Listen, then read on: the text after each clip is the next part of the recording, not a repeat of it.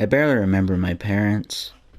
The memories I have with them seem like fading dreams on the brink of being forgotten. I do remember that they argued. A lot. My dad was a smoke addict. Would smoke a pack a day during his youth. So he figured that this would be a better alternative. My mom was a kind-hearted woman. The problem was that she had a hard time showing it. It must have been rough caring for both of us. I was miserable. Had no friends, even though I tried my hardest to make some. They were older than me, which probably didn't help my case. They probably didn't want to be seen with a little boy. Yeah, that's what they call me. Man, I hated that name. Still do. With my dad smoking nonstop, my mom on the edge, and my lack of friends, I had no one to play with. All day I would throw a softball that I got as a birthday present across the park. Of course, I had no one to throw to. So, I always had to run over and grab it. I would do that over and over again until the sun set. There was really nothing else to do. The one thing that I wanted in the whole entire world was a Beyblade. I constantly begged my mother for one, but with money being tight, she always said no. It made me so upset, but I understood. I was at the park, no other children around, just me and my very boring softball. Out of curiosity, I threw the ball up to see how far I could throw it. Each time, I rose higher and higher. At last, I decided that this would be my last attempt. With that, I threw it as hard as I could into the sky. In fact, I threw it a little too hard, making it travel all the way to the other side of the park. I ran over to where I thought I saw it drop, but sadly I did not see it anywhere. As I was about to give up my search, a voice called out to me. "Excuse me, young man, did you lose this?" I turned around to see a man in a purple suit holding my ball in his hand. Yes, I replied. He took a step closer, then stopped. Instead of just handing it to me right away, he put both his hands behind his back and asked, "Which one?" I was a little freaked out. My parents did warn me about strangers, but I went along with it anyways. He looked nice enough. Plus, I didn't want to lose my ball. "Your right one?" I said, unsure of myself. He revealed his right hand. "Nothing." He waited for me to speak. So I said, "It's in your left hand. Now, can you please give me my ball back?" He revealed his left hand. Nothing. I was confused. "Where's my ball?" He walked up to me and dug his hand into my orange hair. I was a little freaked out until he pulled out my softball. He chuckled a little, handing the ball back to me. "How did you do that?" I asked, with an amazed look on my face. "A magician never reveals his secrets," he said, crossing his arms together. "So, you're a magician?" "I guess you could put it that way. It's more of a hobby, if anything." "Well, I better get going, huh? It's getting pretty dark out." He started to walk away. Still blown away from his magic trick, I couldn't just let him go. He paused and turned around. Could you do that again? Please?" A smile grew on his face. "Of course. This time, pay extra attention, okay?" I nodded, with my eyes open as wide as possible, so I wouldn't miss anything. Of course, I was fooled. Again. Just like last time, he reached into my hair and pulled out my ball. I was pretty mad, since I still didn't know how he did it. "Well, young man, I better be off," he said, throwing the ball back to me.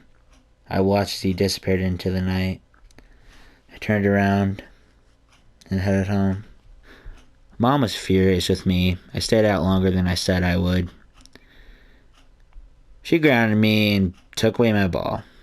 I didn't care. It was boring anyways. I went up to my room, brushed my teeth, and went to bed. I couldn't sleep. All I could think about was the strange man. I kept wondering how he did that one trick, and if I would ever see him again. It was Saturday morning. Mom fixed me up some pancakes and apple juice. My dad was sitting across from me, smoking a cigarette as usual. I ate my breakfast as fast as I could, telling my mom that I was headed for the park. She looked a little surprised, but didn't mind and let me go. I jumped out of my chair and ran out the door, hoping to see that man again. I waited there for hours.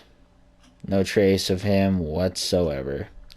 I shrugged it off and headed home until a hand grabbed my shoulder. I froze in place and turned around. It was the strange man. "Hello again," he said with a friendly smirk. I looked up and smiled. "Hi. So, do you want to see my magic trick again? I think you missed something last time." "Well, you see, I kind of got my ball taken away." He had a confused look on his face. "Then what's that in your hair?" I was confused. Suddenly he put his hand in my hair and pulled out my ball. I was in total awe. "This is your ball, correct?" he asked, lifting the ball close to my face. I couldn't believe it. It was exactly like mine at home, but it couldn't have it. It felt like I was going insane. He gently set the ball in the palm of my hand. "Thank you," I said. The strange man simply nodded. "I have many other tricks. Would you like to see them?" Since I wasn't supposed to be back home for a while, I said, "Sure, why not?" We met in the park daily after that. I had a blast, probably the most fun I've had all my life. He showed me so many magic tricks that I don't even remember them all. My mom grew a little suspicious about why I was going to the park so much. It was bound to happen eventually. She followed me all the way to the park, where she saw the man and I together. Eventually, she rushed out of her car and grabbed my right hand tight, pulling me violently to the car. I kicked and screamed, but it was no use. What was a 6-year-old to do? I looked out the window. He was still there. I waved right before Mom drove off. She yelled at me all the way home, lectured me about strangers and how I shouldn't talk to them and blah, blah, blah. I didn't really pay attention. I argued that she didn't know him. "Neither do you," she shouted. "Now we're going home and you're going to go to your room. No supper." I grunted, knowing that I didn't really have a choice. I was devastated, knowing that my mom would watch me constantly and would never let me see my friend again. She pushed me to my room and locked the door. I collapsed to the bed, slamming my face into my pillow. I heard Mom yelling at Dad that he doesn't do a thing around here, that she's tired of doing everything. Of course, he retaliated. I tried covering my ears to block the noise. It didn't work. I just wanted to get out of there. Then it hit me. The window. My mom forgot to lock the window. Luckily for me, we didn't have a 2-story house. Couldn't have even afforded one if we tried. It was fairly simple to lift it open. I crawled out as quietly as possible and closed the window behind me. I walked back to the park. Lucky enough, he was still there. I apologized for what had happened with my mom. He didn't look happy. No, you, this is not good," he told me with the saddest face I have ever seen. "What do you mean?" "Your mother, she won't let us play together anymore. Just look at how she reacted earlier today." He was right. She would have never let us play together again. "I have an idea. Why don't you come live with me?" I give him a puzzled look. You mean like running away?" "Come on, you. Your parents don't care about you. Remember what you said to me? Your father's a lazy bum who can't stop smoking, and your mother doesn't treat you right." I wanted to say that he was wrong, but He really wasn't. I can make your sadness go away, he proclaimed. I asked how. He reached his hand out for mine. Come with me. I stepped back a little, unsure of what to do. Don't you want to live with me? We would have so much fun together. Magic trick, magic tricks, toys, candy, you name it. I shrugged my shoulders. Well, maybe this will change your mind, he said as he held it in his hands. A Beyblade. Libra. The thing that I wanted more than anything in the entire world, just inches away from me.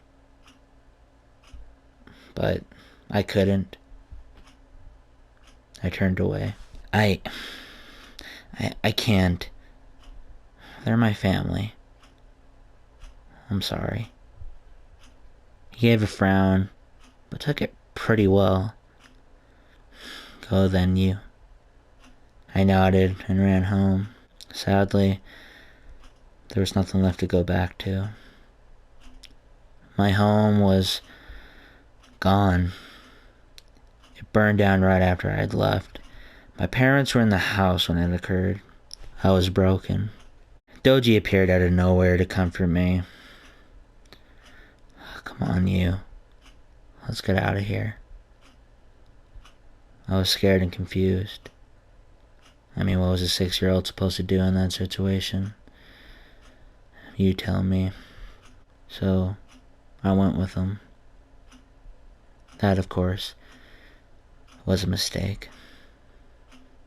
After the whole Nemesis thing died down, I left Jenga and all my friends and lived my life.